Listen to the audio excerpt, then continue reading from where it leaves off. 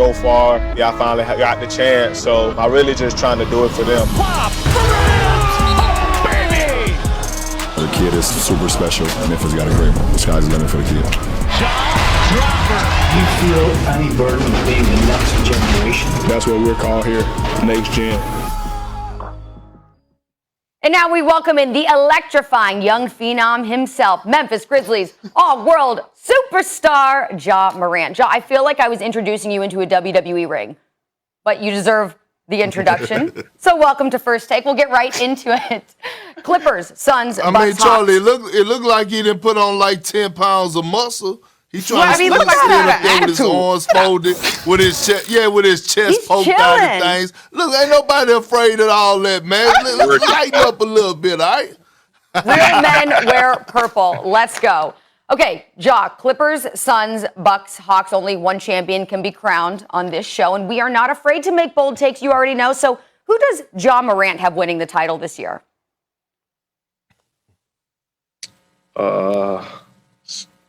Tough question, I really, don't care too much on, who wins it. I just want the rest of the series to go to 7 so, we can have, more basketball. Okay, Obviously, the, team across my shirt, that's who I want to win it. Okay, you don't care who wins, but we need you to choose. All right, because we see you on Twitter, we see you on social media. You always have something to say, so we need your hot take. Who's going to win? Oh, man. I might have to say, the Suns. I feel like, they're playing, real well right now. All right. Good answer. Hey, Ja, look, I follow you on Twitter. I watch you you watch a lot of basketball like we all do. You go voice your opinion about the game. All right, it was one in particular tweet I needed an explanation about, and I wanted to talk to you about, okay? Paul George had an off night, right? Yeah. And you tweeted out, I can't really say the extra, but you tweeted out, you said, bleep is so quick to criticize Paul George, right? And I felt some type of way about that because I'm one of those guys who's very critical of Paul George, and I have my reasons why, but I just want to ask you, okay? You're a guy that's also very vocal while you're playing or you like active in the social media world. When you tweet out during the game, whether you lose or whether you win, you'll come back. You always deliver. You comment to criticism. You embrace it. What's the difference with PG? People criticize you, and you prove them wrong. You're right. Well, I mean, I can't speak, for another man. Obviously, I feel like, he's a, very talented player. I feel like, he's been playing well as of late. But I know you. I read your tweets too. And when the respect is due, you give it to a player. So some people just don't do that. I mean, and listen, I know Monica is next, but I've been having this dog over here at my house for the longest. You still haven't texted me, send me your address or nothing. I don't know what to do with it. You know what I mean? So let me know. Yeah, I'm gonna text you right after this. I need it. All right, so let me do this. First of all, Ja, shout out to you. Thank you for the tweet when y'all beat the Warriors, because then my Twitter following took off. So it's nice to meet you for the first time. Everybody was like, "Do you know him?" I was like, "No, I picked the Grizzlies." Shine. I also will say the Memphis Grizzlies fan base showed mad love, but we do want to hear about your documentary, The Promised Land. So please tell us about that. It's super dope what you're doing away from the court. It's pretty much, just goes into deeper detail on my journey. Tell people a lot more about, me that, they really don't know. Obviously, going from small town kid to, the number 2 pick to, winning Rookie of the Year is, not often, seen before. So it just goes into, detail on, how I got to this point in my life. Okay, so you have a lot going on right now. One thing that you will not have to worry about is the Summer Olympics. You were not chosen to compete this summer. Do you feel slighted being left off the team? What would it have meant to you to go and compete for the gold?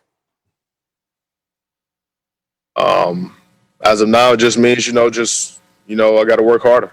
I just got to, prove that, I'm one of the, top players in this league also. And, eventually, everything, that I feel like I deserve will, fall into place as long as, I'm handling my business.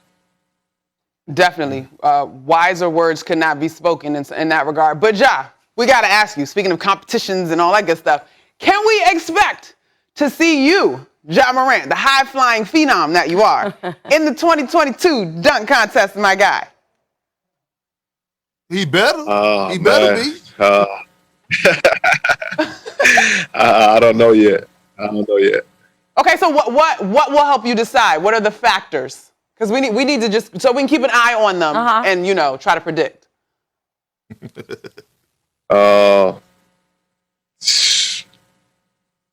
I just need, some good competition, number one. Ooh. I don't need no biased judges. And, I might be in a dunk contest. Right. All right, okay. I'm curious how many times you practice a certain dunk before entering a contest like that. How many reps do you think you get in?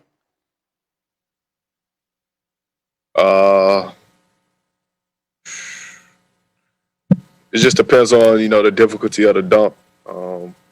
Some might be, first, second try. Some might take longer. You just got to have the time enough. Okay, fair enough. Okay, well, let's talk about a real highlight. Ja Raffi at the Memphis Zoo was named after you. How much of a highlight was that for you to hear about? I mean, that's pretty cool. Are you planning on meeting your new friend this summer? Have you taken your daughter to see him? Yeah. Yeah. I actually, went and seen, right after, they announced it, and my daughter has, been there also. Me and my daughter got to go back again to, see my other son, her brother again.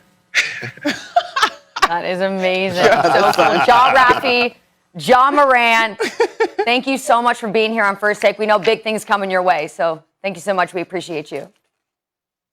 Appreciate you, young No problem. fella. Appreciate y'all for having me. All righty. Yes, sir. Okay, well, Ja Morant, he's acted probably the same way yesterday. The first assumption when Trae Young was announced out with Game 4 with a bruised right foot, that it would be smooth sailing for the Bucks, who were going for their third straight win. But quite the contrary. Notwithstanding Giannis' third quarter injury, the Hawks cruised the entire game, leading by as many as 25 points, going on to win 110-88 to tie this series up at 2. Perk, was the outcome of this game more about the Bucks or was it about the Hawks? Oh, it was about the Atlanta Hawks, and I don't even think it's a debate for the simple fact that your superstar goes out, a guy that has been, tremendous throughout the playoffs, to me, been the brightest star of the playoffs. He goes down, and everyone in the world thought that the Bucks were going to blow them out. And what did the Hawks do? They came out and played their hearts out, hung their hats on the defensive end, holding them to 88 points, holding the Milwaukee Bucks to 88 points. They put on a defensive clinic. And by the way, they played inspiring basketball offensively, player and ball movement. They had 6 guys in double figures, led by Lemon Pepper Lou, who Draymond Green tweeted out and said, don't sleep on. They were together. It seemed like a family. It seemed like they enjoyed playing with one another. It was just a beauty to watch. This game was more about the Hawks than the Bucks to me, just because of the way that they approached the game without their star player. I got to figure out. This happens to me and my partner Kaz on our other show too, because I feel like we're thinking the same way, but we come up with the different answer. For all of those reasons, Perk, I feel like it's more about the Bucks not capitalizing in terms of being a team that we have high expectations from. They threw almost $400 million at Giannis and Drew Holiday. I didn't even mention the Middleton numbers. They are supposed to be the team that capitalizes in a moment in which the Atlanta Hawks are missing their star, and they didn't. And so for me, it is a glaring lack of focus. It becomes a commentary on this team's ability to be prepared for the moment and just how serious they are about the opportunity to go and win a national title. It also becomes a huge commentary on Bud, again, Coach Budenholzer, who I'm wondering, did you game plan for Trae and then Trae wasn't there and then y'all couldn't adjust in terms of the game plan? Like, I don't understand. Before Giannis got hurt, it looked like he got comfortable. He wasn't attacking the paint that he was in the previous victories in the course of this series. He looked like he was settling for that jumper a little bit more.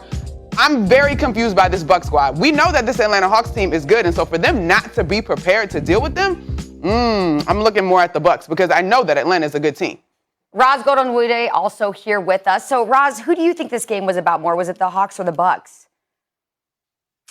Monica, you know you're my girl, but I got to go with Perk on this one. Okay. Okay. And game 4 was about the Hawks. First of all, you got to start at the top. You know, Nate McMillan had his team ready to play without Trae Young. They understood the assignment. Without their top playmaker, they had to move the ball. They had 26 assists in the game. They came out in that game. They were the aggressors on offense, on defense, and mentally. Then you look at the performance of Lou Williams, who, by the way, I was not surprised by anything he did on that court. Don't forget, against the 76ers, when the Hawks came back from being down 26 points, I think that was game 5, it was Lou Williams who was the catalyst there. So now Lou Williams comes in, he's in his first career playoff start, 21 points, I expect that from Lou. I'm like, I believe that he can do that. But it was the efficiency in which he played with that really impressed me, because you know Lou could put it up. He shot 7 for 9 from the field within the flow of the game. He had 8 assists, only 1 turnover. Very impressive. This was about the Hawks. I want to point out one more thing. Giannis's injury is significant, but it did not alter the momentum of that game. When he went down, the Hawks were down 10. Going into halftime, Giannis had already shot 3 air balls. Okay? The Hawks had set the tone in that game. Certainly his injury, depending on how serious it is significant for the rest of the series. But in game 4, that was not the game changer. The Hawks took game 4. Okay. I completely understand the logic that you guys are putting forward. I continue to lean on the team we thought. I mean, in a way, the Hawks have surprised us, although we know that they're good. The Bucks, man, they just weren't ready for the moment at all. And credit the Hawks. They absolutely capitalized. Lou certainly stepped in. Well, Monica, this is the thing. You're going to hurt your brain trying to figure out the Bucks because they're so, like I said before, they're confused. They're confused themselves. And watching them play, this is not just of game 4. This is how they play all the time, like careless basketball. But you know one guy I want to give a lot of credit to? He's not the superstar of the team, but he is the leader of this team. Clint Capella, yeah, absolutely. Right? He don't get enough recognition for what he brings to the table. And I'm not talking about grabbing rebounds, anchoring the defense, and blocking shots. I'm talking about the way he's leading. He's talking vocally he's talking vocal to the media. He's preaching about we're going to get this win. He's going out there and deliver. We have to remember Clint Capella is battle tested. Clint Capella went against that powerhouse team in the Golden State Warriors. He was in those moments in the trenches with James Harden. So Clint Capella, I just wanted to show you some love because your leadership skills have been went unnoticed, and I just want to point it out to the world today. You have really been a true leader to this Hawks organization and this young team. He absolutely understands his role and is a star at it. I mean, upon him coming to the team, he really gave them a defensive mentality and presence. He comes in there, you don't need to run a play for him. He's going to go chase an offensive rebound. He's going to go and crash the glass. He's going to block shots. You know, we could be talking about his defensive side of the game more too. So absolutely, he is deserving of flowers and how his role has helped change the Hawks. I'm wondering if it's taking it too far because we're asking, is this about the Hawks or the Bucks? Is it taking it too far to say, has any of this playoff run for the Bucks been about the Bucks? You know, you look at the Nets series, it was very dictated storyline-wise about the injuries and KD and the shot he didn't make. You know, what I'm trying to say is with these Bucks, they are very talented. Any playoff run should be respected. But I wouldn't say I'm inspired by their run. I wouldn't say anything about it has been dominant or spectacular. It's just they're an interesting team. They do seem to lack that mentality, like that drive to really win and be that champion. You know, the mentality you need to become a champion, it does seem to be lacking. So, look, I think we can all agree on that one thing. But let's talk about Chris Paul, because this man has the mentality.